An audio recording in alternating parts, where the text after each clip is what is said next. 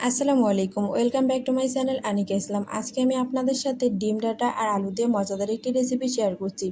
চুলায় আমি একটি প্যান বসিয়ে পরিমাণ মতো তেল দিয়েছি আর এখানে দিয়ে দিলাম হলুদের গুঁড়া। এখন আমি আগে থেকে সিদ্ধ করে রাখা 3টি ডিম এখানে ভেজে নিব। এ তো ভাজা হয়ে গেছে, ডিমগুলোকে এবার আমি উঠিয়ে নিলাম আর এই তেলের মধ্যে দিয়ে দিলাম পেঁয়াজ কুচি। পেঁয়াজ কুচিগুলোকে কিছুক্ষণ ভাজার পরে আমি এখানে দিয়ে দিয়েছি অল্প পরিমাণে রসুন বাটা, তারপরে পানি দিয়ে দিলাম আর দিয়ে দিলাম মরিচের গুঁড়া, হলুদের গুঁড়া, ধনিয়ার গুঁড়া, ভাজা জিরার গুঁড়া আর লবণ। এখন মশলাগুলোকে ভালো করে কষিয়ে নিলাম।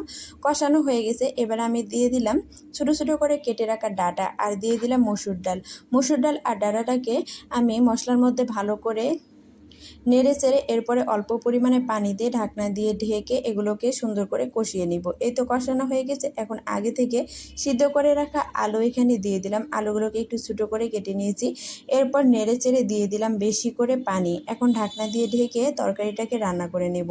রান্নাটা প্রায় শেষের দিকে। এখন আমি ঢাকনা উঠিয়ে আগে থেকে ভেজে রাখা ডিমগুলো দিয়ে দিলাম আর দিয়ে দিলাম কয়েকটা কাঁচামরিচ।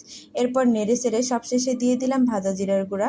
এই তো তৈরি হয়ে গেল ডিম, ডাঁটা আর আলু দিয়ে মজাদার তরকারি।